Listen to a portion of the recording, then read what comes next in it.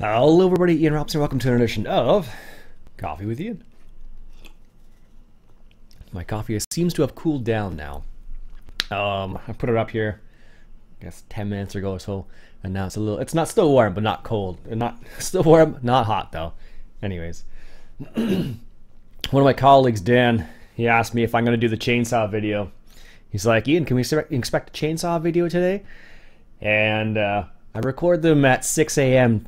Dan, and I don't know if people would appreciate a 6 a.m. chainsaw video in the middle of town. But to answer the question, if you guys do want me to do that, I can. It will be probably not this month, maybe next month, something like that, because I have to buy the saw and whatnot, and it's tax season right now, so depending if you got a tax rebate or had to pay taxes, it depends on how much extra money you have, sort of idea. So anyhow, so yeah, let me know about that again. We'll see how it goes. I'm not sure where I'm going to do it because I don't have I live in town.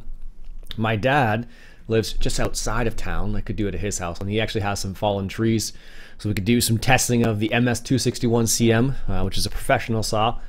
Pretty nice saw, actually. You get a 16 or an 18-inch bar on it, and it's got a lot of acceleration. So as soon as you hit the trigger, just like, you know, the chain starts moving super quickly. And it would be interesting to try some of the chainsaws we actually have at work, but it would be an easier pill to choose to swallow, I suppose, if it were like an MS170, which is like this cheapest saw, but not nearly as much fun. So we'll see. We'll see. Excuse me. What else has been going on in Farm Sim land? Interesting little story. I was actually talking with one of the owners the other day, and we were talking about Farm Sim, strangely enough. And he was asking questions about Farm Sim and whether you can, because he's an actual farmer. So talking to him and his dad, and they're both, well, his dad used to be a farmer, he's retired now. And they were asking questions about Farm Sim and how in depth you could get, like if you could make like ruts and stuff like that, if you could do deep tillage or, you know, minimum tillage, stuff like that.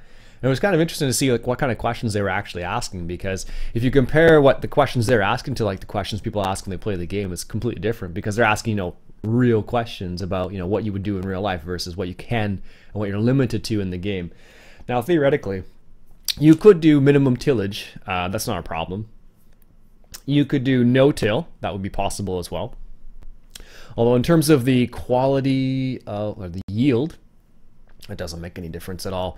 And they actually asked, can you see like yield maps and stuff like that on the actual game itself? Like, you know, in certain areas of the farm, can you see where you could get it and where you couldn't get it, sort of idea. So I don't know. We'll see how it works out. I don't know if they're gonna do that in the future or not, but he was talking about yield maps and stuff like that, so it's kind of interesting to see how it all got played together, basically. So the way he was asking questions, because, you know, like I said before, he's asking realistic questions like you would expect to get in real life versus what you're getting in the game, sort of thing. So I don't know. It was kind of interesting to see how that all played out and what kind of questions they asked and stuff like that. So yeah, very cool.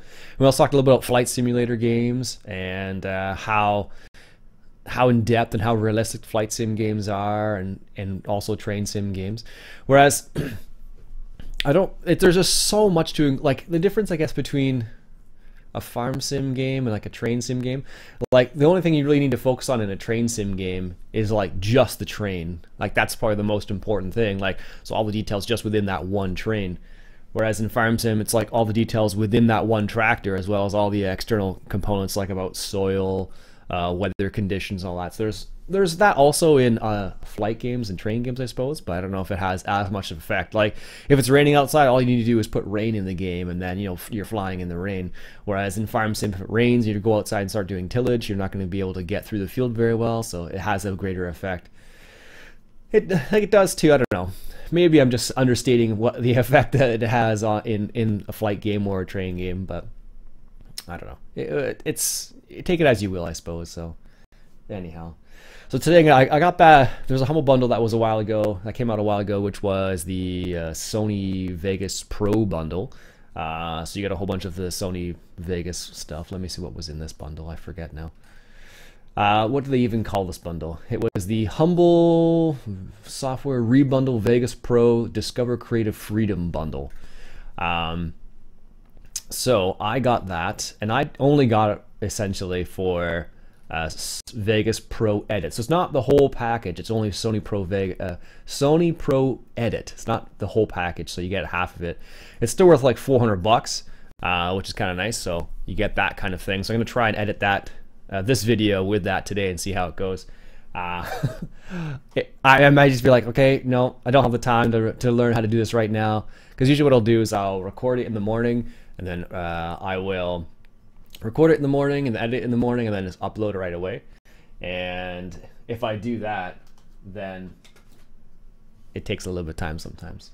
So I turned my other computer on. I finally got my other SSD hard drive installed in the other computer, and it boots up light speed now, which you'd expect. Which you'd expect, because, you know, I went from an older, I guess it's a Western Digital 500 gigabyte hard drive to 250 gigabyte Western Digital SSD, and it boots up super quick. But now I have two versions of Windows on the computer, which is kind of bizarre. So it seems to be okay. It seems to be accepting it okay for now. So I ran into a little bit of problem when I installed Windows, because I accidentally installed the wrong version of Windows. I installed Windows 10S. No idea what that stands for. If you know, let me know. I think I was talking to one of the guys at work, and he was saying it probably is something like a little bit of a simple version of it, sort of idea. So I don't know. Not sure. Have to look into it. Anyways, what was I gonna say? I had something else I wanted to say. I forget now. Yep, don't remember what it was now. And a couple people asked me if I could play a little bit more Train Z. I think if I do that again, I think I'm gonna do it in a live stream, just because when you're by yourself in the game and you're just driving the train, there's not much else going on. And I like the game. I think my favorite thing to do in train games is still shunting, it seems like, because there's the most involved there, rather than just taking a straight train route, unless you're checking out the scenery. Now, I don't know any of the areas around the DLCs I have for that particular bundle. So if the Canadian Pacific bundle, I think it's a Canadian Pacific bundle from Steam, I think it's the right one. Steam Trains, a new area. I want to say it's the train. I think it's the. Let me just check, and then we can sort this out. What is that bundle I'm thinking of here? Canadian Pacific, is that the right one? Wow, they have lots of. Canadian Rocky Mountains Columbian River pack, which is $45 Canadian. Ouch. And the Victorian Railway Type 4 Canadian Red. That's kind of interesting. Seems to be, and there's three. So they have, holy cow, they have three different Canadian DLCs. So they have the Canadian Rocky Mountain Rogers Pass. That might be interesting. Is that it? Or is there more? No, just those three. So the Columbian River, I would probably guess, I guess it's the Rogers Pass one I'm thinking of, because I believe I've actually been to that one, but not the Columbian River Basin. I don't know if you actually get trains with it too, or if you just get the actual, oh, don't play. I don't want to hear anything else. 7 sessions included. Do you get trains as well?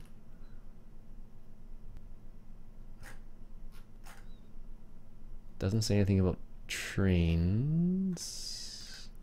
So maybe you don't get the trains in there. But anyways, that's the other thing. I would like to get that at some point, but they are $40 is like as much as more than I spent for the bundle of games. So I'll have to keep an eye for when they come on sale and see if there's a Canadian bundle for Train Z, but I don't know. I haven't played it very much, but so for that train game, for any kind of train game, I only get certain inclinations every now and then to go and hop and do a short little journey. It's not like, it's same as American Truck Sim or European Truck Simulator, where it's only like once in a while I'll hop in and do a little bit and then I'm done basically. So that's what that's like for me at least. So anyways. And with that, folks, I think I'm good to go. If you have any questions, comments, or concerns, please leave them below. My name's Ian Robson, and until next time, enjoy the coffee. Still warm, thankfully.